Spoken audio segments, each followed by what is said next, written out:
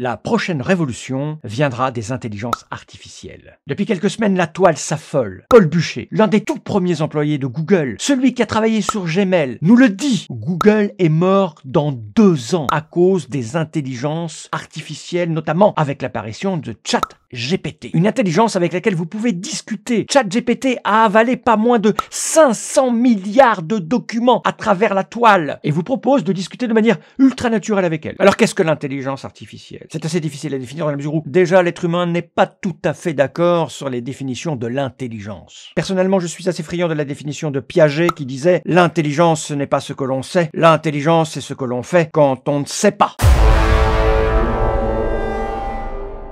Une intelligence artificielle, elle, ne fait que stocker des datas dans des bases de données gigantesques. Elle va les consulter, les mélange, les associe, les mixe et nous crache son savoir. Ce qui est déjà pas mal. Dans cette petite vidéo, je vous propose d'aller discuter vélo avec l'intelligence artificielle de discussion la plus développée et ouverte au public actuellement disponible. J'ai nommé ChatGPT. Oui, GPT. Cela ne fait rire que les Français. Alors voilà, ChatGPT, c'est tout simple, hein. C'est comme Google, c'est tout blanc, et on va lui parler. Je vais lui dire bonjour d'abord.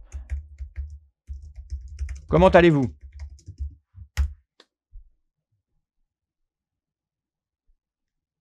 Je suis un assistant virtuel, donc je ne ressens pas de sentiments ou d'émotions comme le ferait un être humain. Mais ma seule raison d'être est de vous aider à répondre à vos questions et de vous fournir de l'information. Si vous avez des questions, n'hésitez pas à me les poser. Je ferai de mon mieux pour y répondre. Alors, on va lui poser une question. Quelles sont les différentes pratiques de la bicyclette? Il existe de nombreuses pratiques différentes de la bicyclette, notamment 1. Le cyclisme de loisir, qui consiste à utiliser la bicyclette comme moyen de transport pour les balades ou les sorties nature. Le cyclisme de compétition, qui se décline en différentes disciplines, comme le cyclisme sur route, le cyclisme sur piste, le cyclisme en montagne, le cyclocross. Le VTT, vélo tout-terrain, qui permet de pratiquer des activités en plein air. Le BMX, ok. Alors, c'est dit gravel. L'accent sur les figures acrobatiques. Le triathlon, ok. Elle va vite, hein? Il existe d'autres pratiques comme le cargo biking, le bikepacking, parfait. Le bike joring, oh, j'apprends des trucs. Pratique et se dire en étant tracté par un vélo, d'accord.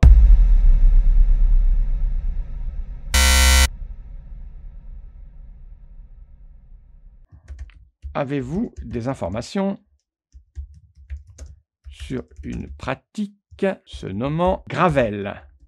Oui, le gravel est une pratique de plus en plus populaire, à utiliser une bicyclette conçue pour aller sur des routes non goudronnées, comme des chemins de terre, des pistes forestières ou des sentiers. Les vélos de gravel ont généralement des pneus larges et des suspensions plus robustes que les vélos de route, ce qui leur permet d'absorber les chocs et d'offrir une meilleure adhérence sur les surfaces irrégulières. La pratique du gravel peut être utilisée à la fois à des fins de loisirs et de compétition, et elle permet de découvrir de nouvelles routes et de nouveaux paysages. Pas mal. Quelles sont les différences fondamentales entre le VTT et le gravel? Car ce que vous me décrivez ressemble au VTT.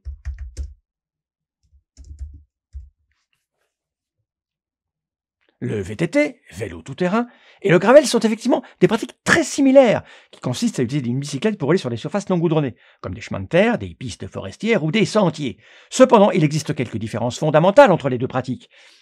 Les vélos de gravel sont généralement plus légers et plus polyvalents que les VTT, ce qui leur permet de rouler à des vitesses plus élevées sur des terrains moins accidentés.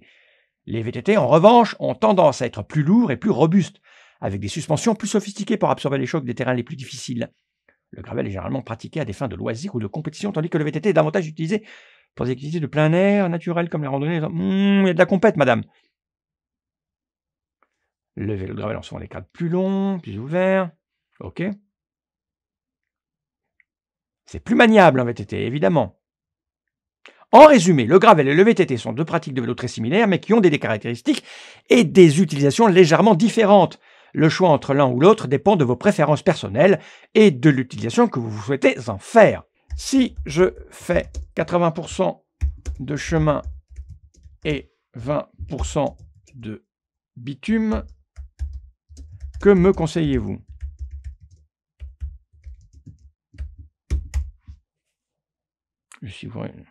Si vous prévoyez de rouler principalement sur des chemins et des sentiers, un vélo gravel ou un TT pourrait être une bonne option. Ces deux types de vélos sont conçus pour rouler sur des surfaces non goudronnées, il y en a des plus larges, ça, tu me l'as déjà dit. Cependant, si vous prévoyez réellement de rouler sur des routes goudronnées, un vélo de route pourrait être un meilleur choix. Ben oui, je veux les deux, moi.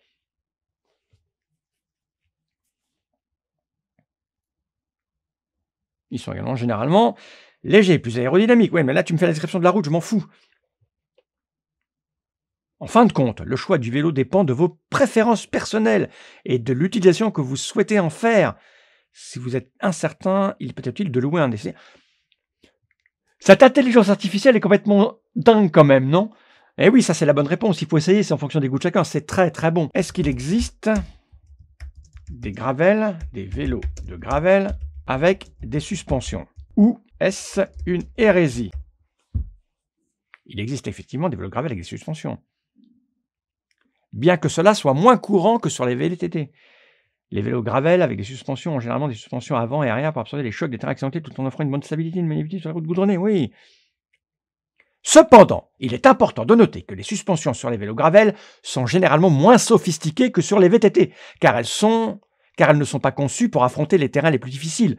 En outre, les vélos gravel avec des suspensions peuvent être plus lourds et moins efficaces que sur les routes goudronnées. En fin de compte, le choix entre un vélo gravel avec ou sans suspension dépend de vos préférences personnelles et de l'utilisation que vous souhaitez. Cette machine semble beaucoup plus intelligente que beaucoup de pratiquants. Quelles sont les limites en gravel par rapport à un VTT? Les vélos gravel et les VTT sont des pratiques très similaires du vélo, mais ils ont des caractéristiques légèrement différentes. Les limites en gravel par rapport à un VTT peuvent être résumées. Elle écrit plus vite que je lis. Les vélos gravel sont généralement plus légers et polyvalents que les VTT, ce qui leur permet de rouler à des vitesses plus élevées sur les terrains moins accidentés. Les VTT, en revanche, ont tendance à être plus lourds et plus robustes. Tu me l'as déjà dit, ça. Ça, tu me l'as déjà dit, madame.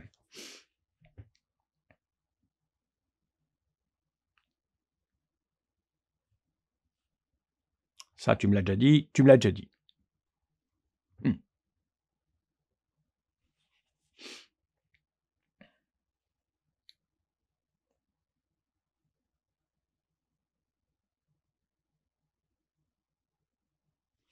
Oui, ça, je me l'ai déjà dit. Si vous prévoyez de rouler principalement sur des terrains accidentés, un VTT pourrait être la meilleure option. Dans le cas contraire, qu'est-ce que je pourrais lui demander?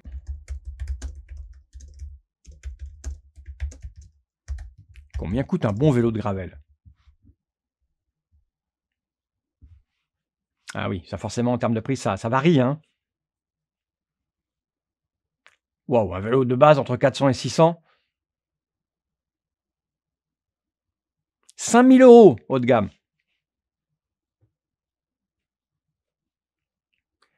C'est fou, il y a toujours cette notion de... Tout dépend de ses choix personnels et de ses envies. Hein. Elle ne nous extrait pas de la conversation. Eh oui, un vélo de gamme est plus adapté si on fait de la compète. Il est important de prendre le temps de comparer les différents modèles et les différents prix pour acheter un vélo gravel. Consultez un vendeur. Eh oui. Existe-t-il des chaînes YouTube qui parlent de gravel? Oui. Il existe de nombreuses chaînes YouTube qui parlent de gravel et qui offrent des vidéos intéressantes sur cette pratique de vélo. Gravel Cycliste, une chaîne YouTube créée par Jom. Ah, c'est que des onglets, ça. Des tutoriels. Dirty Kanza, une chaîne YouTube créée par l'organisateur du Dirty Kanza. Mais oui, encore américain. Vous imaginez ma prochaine question? C'est extraordinaire quand même. C'est que de l'anglais ou de l'américain. Merci, madame. Adventure Cyclist. D'autres chaînes YouTube qui parlent gravel et qui offrent des contenus intéressants. Ok. Vous pouvez faire une recherche, d'accord. Merci, parce que moi je suis un garçon poli. Vous ne m'avez citer que des chaînes en anglais. Vous l'avez remarqué, je parle français.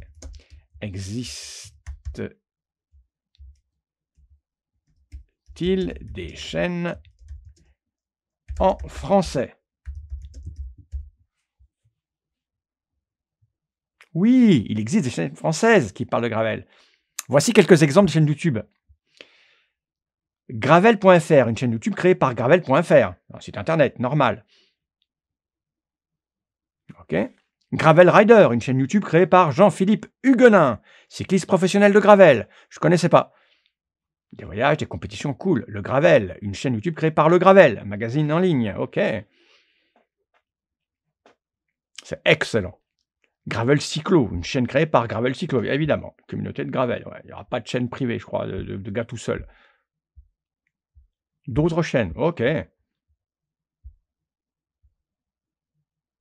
Faire une recherche YouTube, et oui, c'est ce que je vais faire. Quels sont les avantages du Gravel par rapport aux autres pratiques cyclistes? Le Gravel est une pratique de vélo très polyvalente. Ok.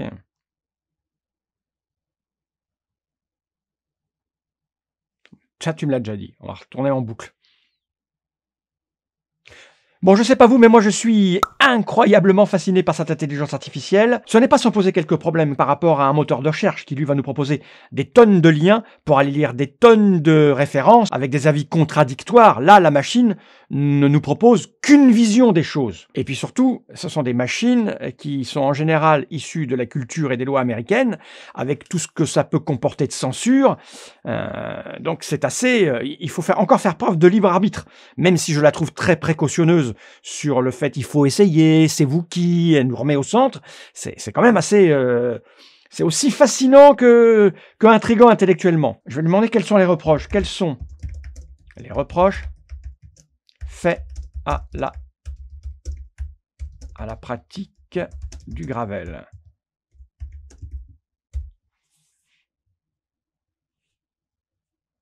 Ok, bien que le Gravel soit une pratique du vélo très populaire et offre de nombreux avantages, il existe également des critiques à son égard. Voici quelques exemples de reproches fréquemment faits à la pratique du Gravel. Certains considèrent que le Gravel est une mode passagère et qu'il ne s'agit pas d'une pratique véritablement sérieuse du vélo. Excellent, mais c'est excellent. Les vélos Gravel peuvent être coûteux, oui. Je vous le rappelle, hein, ça a avalé des dizaines et des dizaines de textes.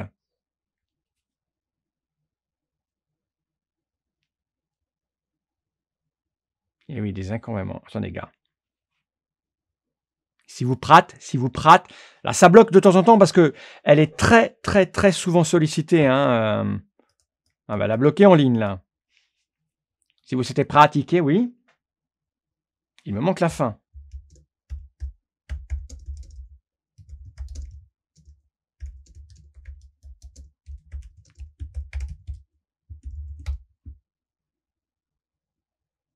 Ah, ok. Putain, c'est incroyable de peser les avantages et les inconvénients de cette pratique. Ok. Ok.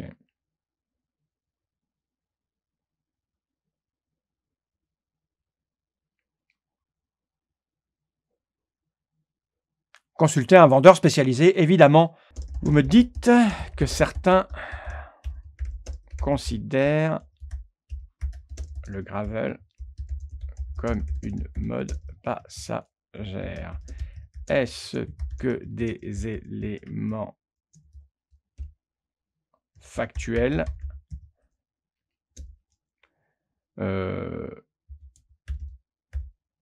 prouvent qu'effectivement ce serait un effet de mode? Mettre un exemple. Je crois qu'elle arrive à lire. Je crois qu'elle arrive à lire même les fautes d'orthographe, mais bon. Il n'y a pas d'éléments factuels qui prouvent que le gravel est un effet de mode. Le gravel est une pratique du vélo qui a connu une véritable boom ces dernières années avec l'apparition de nombreux événements de gravel et de vélo gravel spécialisés sur le marché. En fait, le gravel est une pratique de vélo qui a des racines anciennes. Et oui! Et oui! Les vélos gravel sont conçus pour rouler sur une grande variété de terrains, des chemins. Ah, je vais lui parler du VTC. C'est incroyable. Il dépend de votre perspective personnelle. Eh oui. Donc une perspective personnelle, eh bien c'est personnel, ça n'a aucun impact sur la réalité des choses. Ok. D'aucuns évoquent la comparaison avec le VTC. Quelles sont les différences?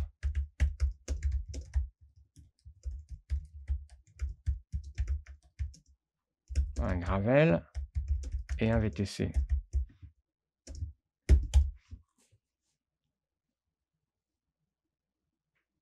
Eh oui, très similaire, évidemment.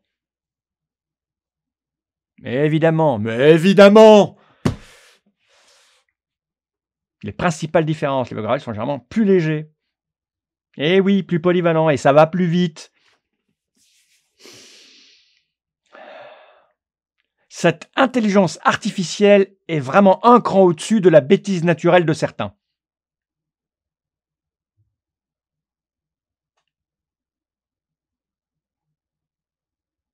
Eh oui. Ça, tu me l'as déjà dit, je le sais. Elle se répète souvent, hein. Mais je vais bien comprendre comme ça.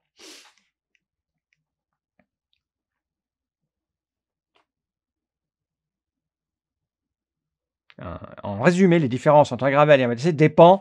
Je n'ai pas la fin.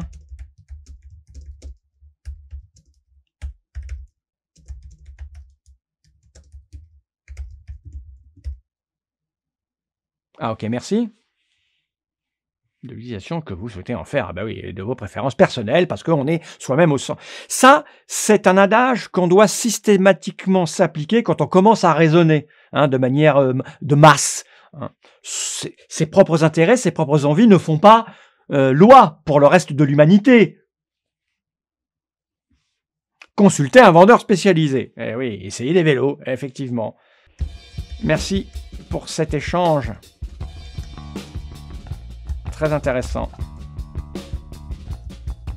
Je vous souhaite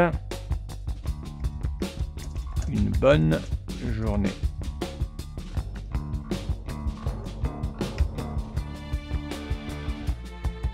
Mais oui.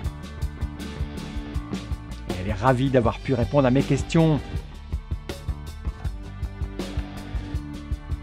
Et n'hésitez pas à me contacter, mais je le ferai, intelligence artificielle. Cet outil est juste génial. Alors là, c'était un petit côté amusant, hein, une espèce de petite blague, discuter Gravel pour voir ce que dit l'intelligence artificielle, qui, je vous le répète, ne fait qu'analyser des milliers et des milliers de textes et composer des réponses en fonction des questions qu'on leur a posées, de ce qu'elle a glané sur Internet, en donnant la priorité, bien évidemment, enfin je l'espère, à ce qui semble être une majorité de pensée, ce qui ne veut pas dire qu'elle a toujours raison, et là, en l'occurrence, elle n'a pas tort.